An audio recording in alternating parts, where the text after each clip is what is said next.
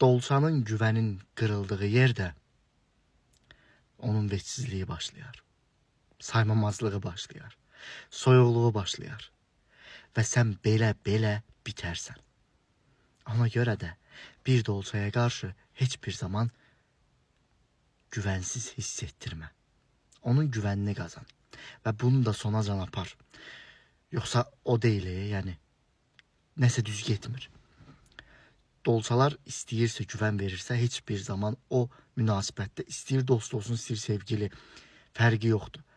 Nə olur olsun, o münasibətdə soyuqluq, şübhə yaratmaz. Əgər onun güvənində, onun sevgisində, istəyində, dəyərində zərrə belə şübhə hiss etmisənsə, fərq etmir. Kiçik belə olsa, demək ki, bu doğrudur.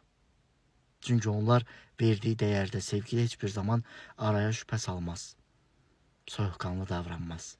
Dolçalar istiqanlı insanlardır. Dəyər verdiyi insanlar üçün etməyəcəyi heç nə yoxdur. Bəli, dolça budur.